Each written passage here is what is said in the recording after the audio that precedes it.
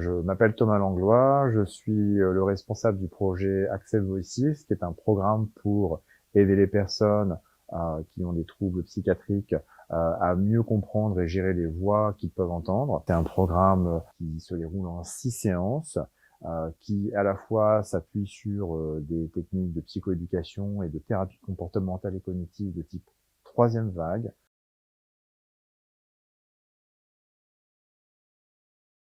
La plupart des personnes avec des troubles psychiques ont de grandes difficultés à trouver des solutions pour pouvoir à un moment donné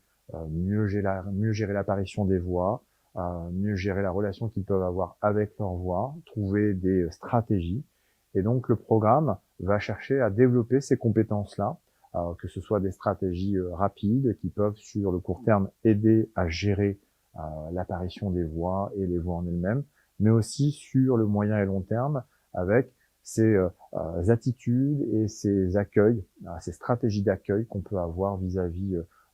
des voix. Accueillir, c'est quoi? Ça va être à un moment donné, plutôt que de rejeter la voix, apprendre à l'observer, apprendre à identifier cette voix, la décrire, et puis aussi prendre conscience que si je la rejette, elle a tendance à revenir de plus en plus. Donc, de pouvoir développer par des exercices et des techniques qu'on développe dans le programme, cette attitude d'accueil et d'acceptation des phénomènes de voix que les personnes peuvent vivre.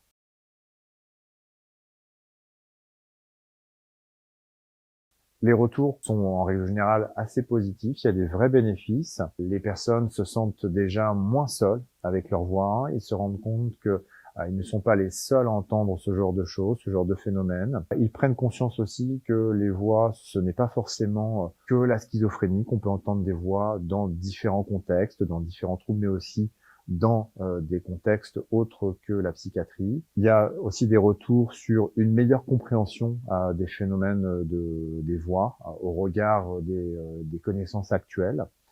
notamment sur le fonctionnement du cerveau, sur la manière dont les voix peuvent se déclencher, sur les différents modèles qui existent pour expliquer un petit peu l'apparition des voix. Et donc, les personnes, avec ces éléments-là, arrivent à déjà mieux comprendre pourquoi les voix sont là, ou en tout cas, ça leur donne des pistes pour pouvoir mieux comprendre et mieux accepter la présence des voix. Donc souvent, c'est les retours qui sont faits par rapport à ça. Après, il y a d'autres retours qui sont faits aussi sur le fait de ne plus lutter contre les voix et d'apprendre à accepter leur présence, où ils se rendent compte que finalement, lorsqu'on ne les rejette plus et qu'on développe des attitudes psychologiques d'accueil et d'acceptation, eh bien, on les vit mieux, c'est moins stressant, c'est moins difficile, et on retrouve des ressources pour pouvoir réengager des actions dans des valeurs, dans des projets de vie, ce qui est tout à fait compatible avec aujourd'hui ce qu'on appelle l'empowerment.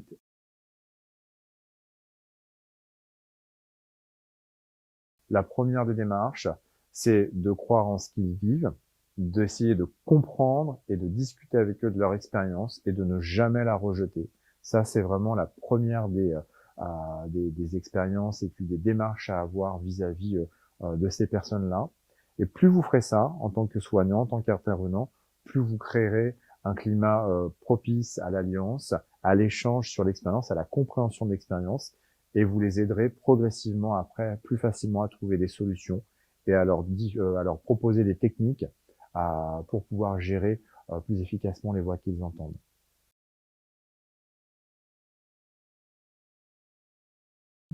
Des techniques, vous pourrez en trouver une multitude dans le programme Accept Voices, on vous guidera pour les mettre en place. Ce qui sera le plus enrichissant pour vous, c'est d'expérimenter ces techniques et de les tester, c'est-à-dire de changer vos habitudes vis-à-vis des voix. C'est vrai que c'est pas facile quand on entend des voix de faire autrement parce qu'on peut avoir peur que la voix revienne ou qu'elle soit plus forte, etc.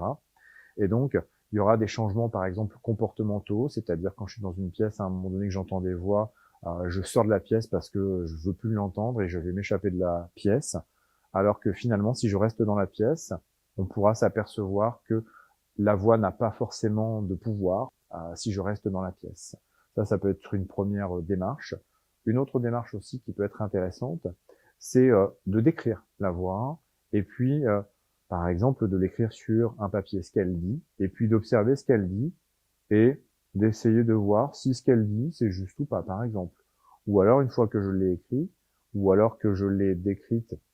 sur un dessin, par exemple, sur un bonhomme, comme sur celui-ci, c'est de pouvoir justement voir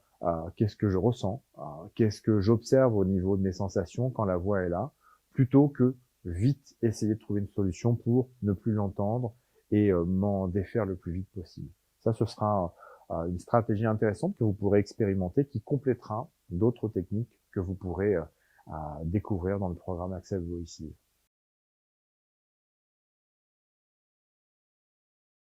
Le message important pour terminer, je crois, c'est que aujourd'hui, en santé mentale, on a des solutions pour aider les personnes qui ont des hallucinations auditives, des voix, et que ces solutions-là, elles sont dans un échange de collaboration et dans un accompagnement, elles se passent très bien. Elles permettent aux personnes qui en bénéficient de pouvoir vraiment tirer bénéfice d'amélioration, d'une baisse de l'anxiété, du stress, de se sentir moins déprimé vis-à-vis des voix, en récupérant un certain contrôle, et qui a véritablement de l'espoir aujourd'hui pour pouvoir mieux comprendre et gérer les voix que vous entendez. Donc n'hésitez pas à venir et à vous adresser aux soignants pour aller vers ce type de programme. Le programme Access Voices sera une des réponses pour vous aider à retrouver l'espoir avec vos voix.